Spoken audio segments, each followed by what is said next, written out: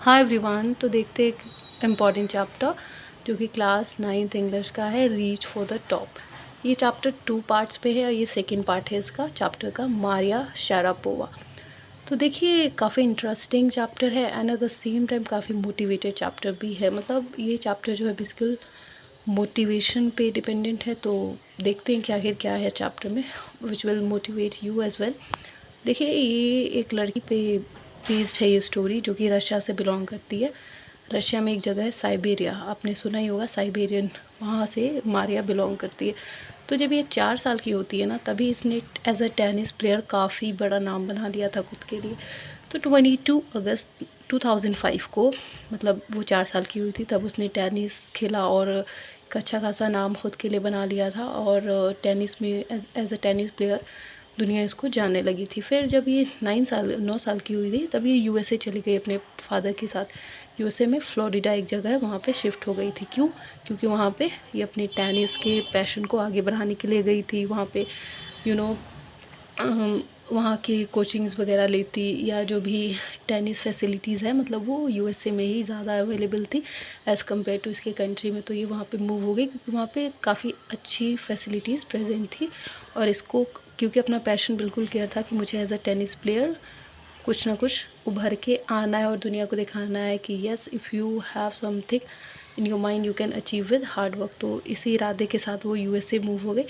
तो ये मारिया और इसके पापा दोनों यूएसए गए थे, लेकिन इसकी मम्मी नहीं जा पाई थी कुछ वीज़ा इशू के कारण। ठीक है। तो देखिए 9 साल की बच्ची, 9 साल में तो हम अच्छे से कुछ समझ भी नहीं पाते, उसको कितना कुछ सहना पड़ता है। और किसी ने सही कहा है कि मंजिल मिलना इतनी आसान नहीं होता, हमेशा हमें मुसीबतों से गुज़रना ही पड़ता है। और जो भी कामयाब हुआ है वो हर एक इंसान किसी न किसी मुसीबत से ज़रूर गुजरा है। तो मारिया को भी बहुत सारी मुसीबतों का सामना करना पड़ा था। जैसे 9 साल की एक बच्ची अपनी मम्मी से दूर हो जाती है, अपनी कंट्री से दूर हो जाती है, सब कुछ नया हो जाता है उसके लिए।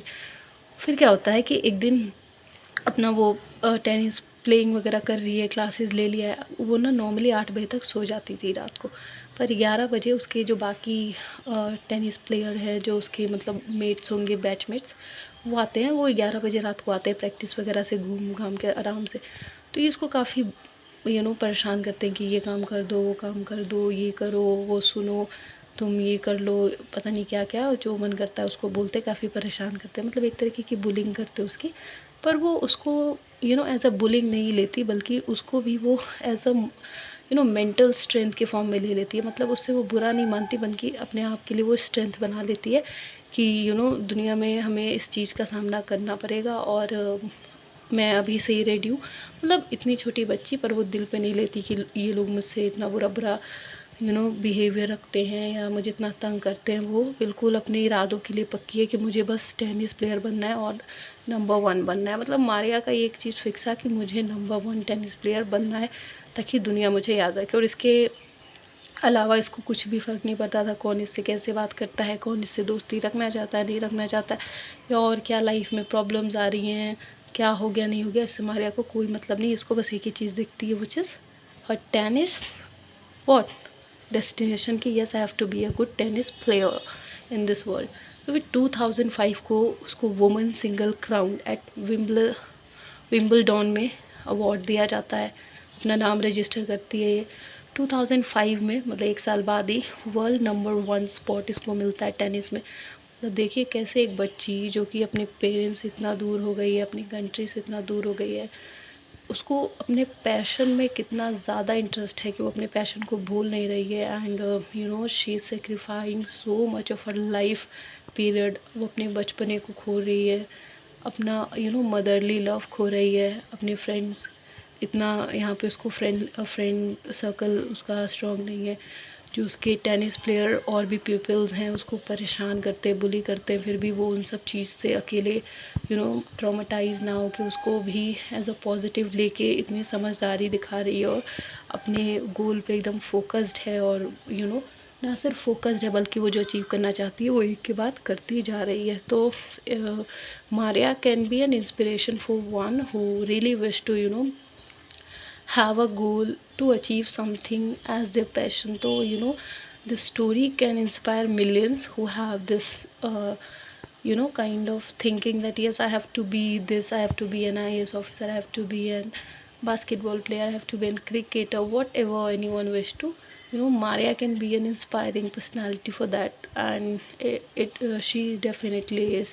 क्योंकि जैसे स्टोरी है, हम जब हम 22 के हो जाते हैं तो हम सोचते हैं कि हमें क्या करना है, हमें क्या नहीं करना है, या अगर हमें पता भी होता है तो भी बिकॉज़ ऑफ़ द डिफ़िकल्टीज़ जो हमें पता होती है कि हम ये फ़ेस करेंगे, तो उसकी वजह से बहुत सारे लोग पीछे हट जाते हैं। लेकिन मारिया अपने आप में एक इंस्पिरेशन है कि अगर एक 9 साल की बच्ची अपनी मम्मी से दूर हो सकती है, अपनी कंट्री से दूर हो सकती है, अपना सब कुछ त्याग सकती है, तो व्हाई नॉट एनीवन। सब अगर आपको कुछ पाना है तो you have to understand something that to achieve your goal you should always be ready for sacrifice. कहने का मतलब है कि अगर आप खुद को कहीं बहुत ऊंचा उड़ता हुआ देखना चाहते हैं तो आपको एक चीज़ अच्छे से आनी चाहिए, सेक्रीफाइस करना।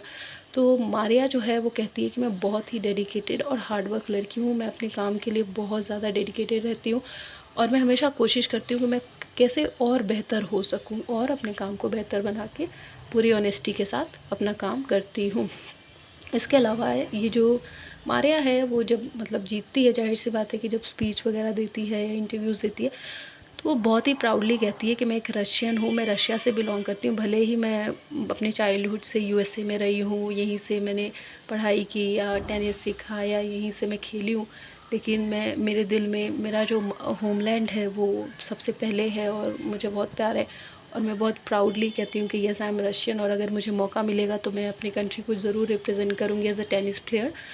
तो मतलब उसको वो अमेरिकन इंग्लिश बोलती है, लेकिन उसको बिल्कुल इस बात वो अपनी कंट्री से दूर नहीं हो पाई है, वो अभी भी काफ़ी अटैच है अपनी कंट्री से, है ना। और इससे ये भी पूछा जाता है कि जो आप ये टेनिस खेलती हैं आपको पैसे मिलते हैं, तो क्या पैसे भी आपको इंस्पायर करते हैं अपना बेस्ट देने के लिए? तो कहती है हाँ, ये भी एक बहुत इंपॉर्टेंट कंपोनेंट है, क्योंकि पैसे भी हमारी ज़रूरत को पूरा करती है, तो ये भी कहीं ना कहीं मुझे पुश करती है। लेकिन इसके अलावा क्योंकि टेनिस मेरा पैशन है तो मैं और ज़्यादा इस पर ध्यान देती हूँ और हमेशा नंबर 1 पोजीशन लाने की कोशिश करती हूँ। तो मतलब Maria Sharapova is such a great story to be inspired bye.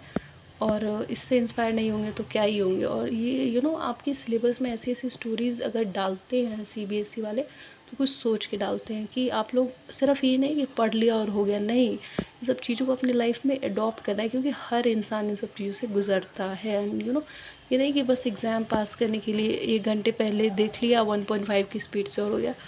इन सब चीज़ों को अब समझिए और रिलेट कीजिए खुद से, है ना। और यही होता है पढ़ाई का मतलब। So I hope it's clear, and if it is then subscribe the channel, like the video, share the video. Thank you.